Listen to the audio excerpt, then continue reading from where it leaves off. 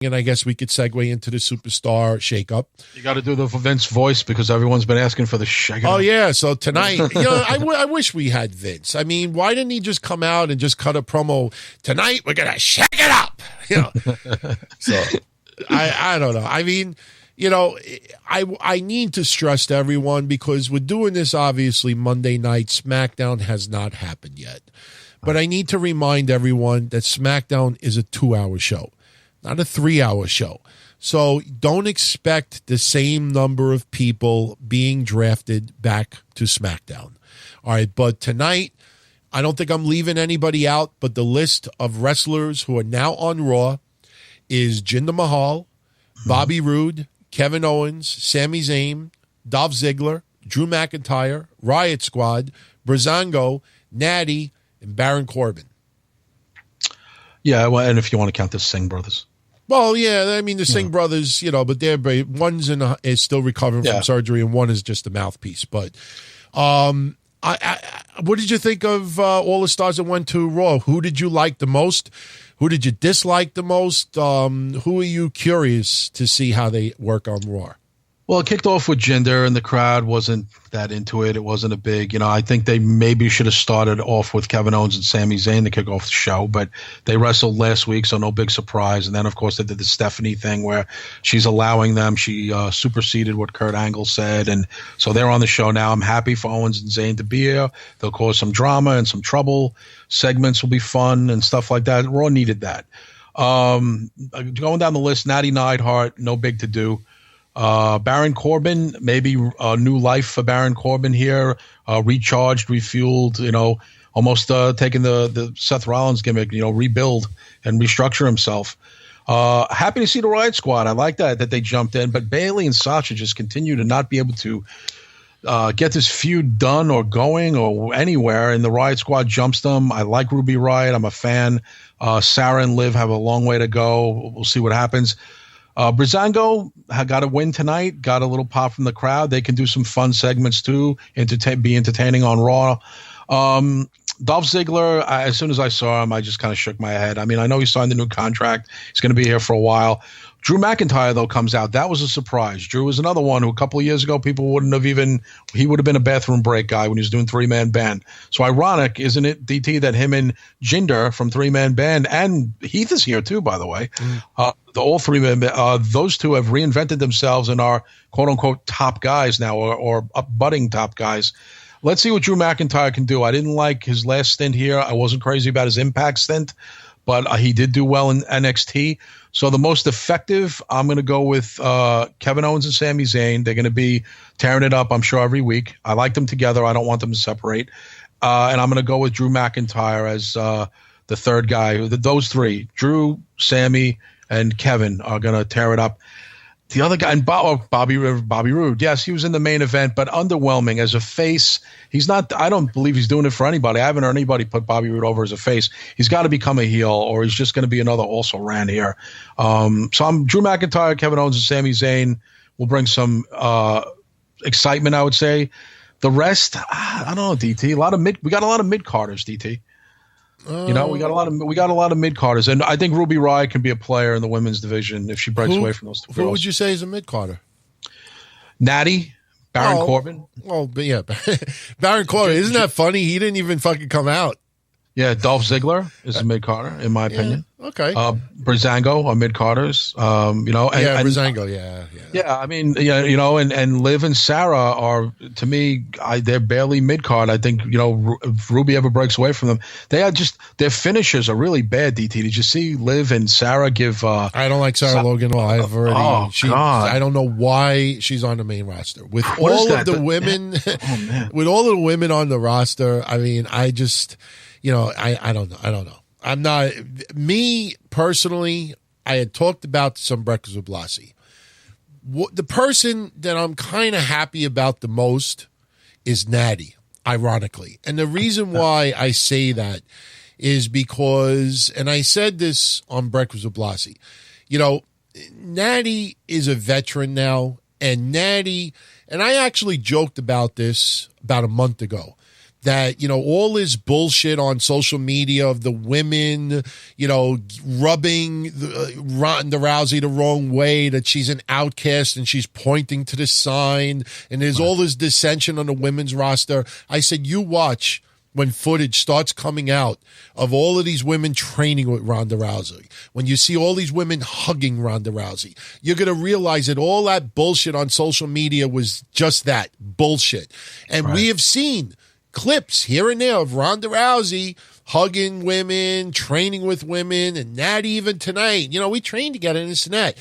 So that whole idea of Ronda Rousey, being an outcast, just, you don't hear that no more, and deservingly so. The reason why I like Natty the most is because since she's the veteran, she will be able to help Ronda Rousey quite a bit. Ronda Rousey needs a veteran woman who could basically help her adapt to the WWE way of life, to help to adapt to simple little things in the ring, certain ways to react to the crowd, mannerisms, facial reactions, doing a simple move, selling things. She is what was needed on the Raw roster. It's not just because she's just, there's only so many times you could see her and Becky Lynch fight and stuff. It's just she needed to be more of a mentor than anything else. I'm curious to see if Mickie James goes to SmackDown to be a little bit more of the veteran mentor for the women on SmackDown, because remember, there are women on SmackDown now that are new and fresh faces on the main roster. They need a veteran presence on SmackDown as well. And by the way, to a couple of jackasses in the chat room, I was going to save this for later, but I'll share it with everybody right now because I think I'm going to start opening up the shows with this. Here's a little something dedicated to you from last week. Pay attention to Backlash in the next week or two, because if they don't mention Brock Lesnar on that card at all, then they may have negotiated the deal. When they say he signed a new deal, that doesn't mean that he's going to be here for many more years. He could have signed a deal where it actually ends sooner. And it might even be something interesting where maybe he could do UFC and come back once in a while to do a couple of shots with WWE. I don't know if you heard the reports going around today, but Brock Lesnar's deal allows him to work UFC and make appearances for WWE. Yeah. So I just, that's my little troll alert from now on. Instead of addressing people in the chat room, when some people really want to try to start like a trending trolling on the chat room, I'm going to just hit them with little sound clips of things that but not just me, but you also, that we have discussed in the past that ended up being spot on. And I'm not just talking about match predictions, because match predictions, you got 50-50 chance. I'm talking about more in-depth stuff. But, as far as the other ones, Owens and Zayn, I think, was pretty much a given. We also, heard that Seth Rollins was going to SmackDown. So Jinder Mahal coming to Raw with the title, and the title now staying on Raw means that Seth Rollins is probably all but guaranteed to go to SmackDown. I'd like to see Gallows Anderson and Finn Balor go to SmackDown tomorrow. I'm curious to see if Asuka shows up on SmackDown, even though Charlotte don't have the title right now. I think Charlotte versus Carmella is going to get old very, very quickly. And by moving Asuka to SmackDown, you avoid all of the focus on Asuka. And, for people out there, and this is just an opinion show, we've always been an opinion show, but for everybody out there that got their balls in a bunch about Asuka losing her undefeated streak at WrestleMania, think of it like this. Look at all of the women who are on Raw right now. Let's for a moment pretend that Asuka stays on Raw. And if Asuka still had that undefeated streak, you tell me how you're going to bring Asuka down to earth a little bit more, so the playing field's a little bit more leveled. So when Asuka fights Ruby Riott, when Asuka fights other people that are on Raw now, that you have that suspension of disbelief that, hey, she may lose tonight. That's what's been missing with Asuka. A winning streak is all fine and dandy, but when it takes over the women, you made a comment tonight that was spot on, that a lot of the women that were on Raw tonight weren't really getting much of a crowd reaction. Yeah. So when you have Asuka that much higher than everybody else, and she's got an undefeated streak, every time you put her in a fucking ring against someone, you don't have that feeling that Asuka could lose. So by her losing now, she could show up on SmackDown, and in the back of our mind, she could lose again. So I think, Asuka losing in hindsight was a very, very intelligent decision. As far as the others, Breezango, I think, is just going to be a comedy team more than anything else. I just don't see them gain. As much as I wanted them to have a tag team title run on SmackDown, I just don't see it in the cards on Raw. I absolutely love Drew McIntyre and Dolph Ziggler as a tag team because it looks like they will be a tag team going forward. Yeah. Drew McIntyre looks a hell of a lot better than before. Crowd seemed to have been into Drew McIntyre more than anybody else that came over. Owens and Zayn as well. The crowd really, really enjoyed that. And Baron Corbin, he's Baron Corbin. You know what I mean? It's like I'm indifferent to Baron Corbin, and I'm just wondering what demographic out there is going to call me racist because I'm indifferent to Baron Corbin. Balding people from Louisiana, the heavy metal demographic, maybe maybe the DT. What do you think with the Riot Squad coming here? Absolution goes to reunite with Paige tomorrow night. I don't know, especially after Sonya Deville getting bitched out, so to speak, by Ronda Rousey. So much for her fighting gimmick. She got taken out pretty quick. And Mandy Rose, I think, don't you think so, DT? She could say, I brought my girls over or something like that. Well, you don't want to have both blondes, beautiful blondes on the same brand. You don't think so? Yeah, I don't think so. I don't think you want. We had Trish and Stacy Keibler and Tori here at the same time. This goes back to my Spaceballs and the cast members thing. You know what I mean? With the well, you eliminate Paige from the equation, but it looks like Spaceballs and the cast members. It's I don't know. I don't know. I mean, one thing is for certain: some people that wrestled tonight on Raw will be on SmackDown tomorrow. I have the feeling Mandy Rose and Sonya will be there. I just have the Paige thing just writes itself, I think. Yeah, I mean, it could very well be. But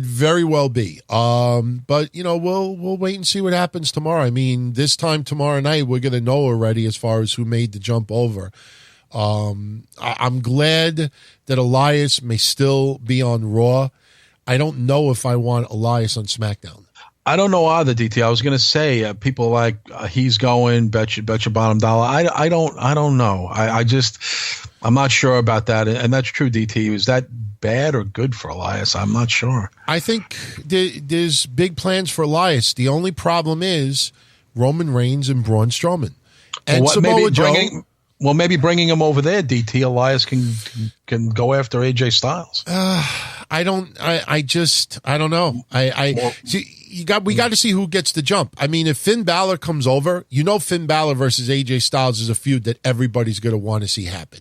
Though they met not too long ago. Yeah, no, I know, but that was a fantasy. If you remember that match, that match was done almost as like, it was a fantasy match that WWE did to cater to the fans that really wanted to see it. Because I remember even after that, basically they acted like, you're welcome. This is for you. So Finn Balor versus Nakamura is another one. There is some interesting matches, but I want to see Balor, Gallows, and Anderson go to SmackDown, maybe even, reunite with AJ Styles for a little while, start their own little clique, a faction, their Balor Club, whatever it is, and let them fucking run havoc on SmackDown. And maybe you get, faction also to feud with them. I think there's nothing wrong with having two big factions eat up, a good part of SmackDown. Well, DT, what about, here's a scenario. Seth Rollins stays and Jeff Hardy gets bumped over and brings the U.S. title back. So you get it, and then it goes back because Jeff was going anyway. That's interesting. And he happens to be U.S. champion. That's interesting, but then Seth Rollins stays here on Raw. Exactly. I'm saying, can you imagine Nakamura versus Jeff Hardy? There's a dream match. Yeah. I mean, there's many ways they could do it, and if they want to keep Jeff Hardy apart from Matt Hardy, you put him on separate brands. Yeah, that should be. I said he can draw too, DT. SmackDown's had problems drawing on house shows. Jeff Hardy could help draw some people. It's interesting that Lana and Rusev weren't split up. Yeah. Because I said, if they were really, really big time in the doghouse or trying to push them out, you draft one of them to Raw. Just split that fucking couple up. So the fact that we did not see, I mean, if you think about it, I mean, what you said is split that fucking couple up. Yeah. And I want to just mention something else too. We don't have 205 live matches on Raw anymore. So because of the absence of the cruiserweights, WWE has decided to dedicate that time to the women. So you're going to see more women drafted to Raw than you will on SmackDown, in my opinion. But the problem is you still have a women's division in SmackDown, and you can't just have 6 women. Do you remember when they did that match where everybody on the women's roster on SmackDown had the opportunity to get a title shot, and there was like 6 people in the ring? Yeah. I mean, that was just piss poor pathetic. So, we'll see what happens. But Miz will be going to SmackDown, and it's obvious. They teased it tonight. He will be feuding with Daniel Bryan. Great. That's going to be great. And I think Miz has lost something since he got brought up here. No Miz Taraj, though. I don't know what happens to Joe Henning and I'm Curtis Axel, excuse me, and Bo Dallas. I don't know what happens to them. If anything, I think it sucks for them to not go over with Miz, and I wonder if people wondering if Miz is going to get a new entourage because his wife obviously can't be involved. She's with the baby. Does he get a secondary person? Does he get a new valet? I don't know. I guess we'll see. Does he really go at it alone? Is that really Miz's thing? Who knows? I mean, but him and Daniel Bryan, we've all wanted to see this. It's going to be good. You know what's in the cards. This I think is almost a given. I don't know if they'll be able to stretch it out to WrestleMania next year, but it may happen a lot sooner. It won't happen in the immediate future, but it's a match that no one has thought about. What? You will see The Miz and Maryse take on Daniel Bryan and Brie Bella. Yeah, it's got to be maybe a year away. You will have a mixed tag match between that couple. That will be in the cards. I mean, right now, obviously, with the newborn, that's not happening anytime soon. But you will see that mixed tag match. I think it's a given. It's a given. Well, I tell you, DT, if they got the Miz, if they get Elias and Jeff Hardy, I'm all about SmackDown then watching. That's going to be interesting. If they get Elias and Jeff, that's huge. And they already got the Miz with the feud with Daniel Bryan. Their back and forth is going to be classic on the mic. It already was on Talking Smack. If Miz can bring that passion again and get that out of Daniel Bryan now as a competitor, SmackDown's going to be a show to watch again. You know what I mean? Now, wouldn't that be the kiss of death if they do that mixed match challenge, between those two teams, and then Daniel Bryan and Brie Bella split up? Oh, Jesus. you definitely don't want to. Anybody that's married, do not face the Miz and Maryse. And I say that jokingly, but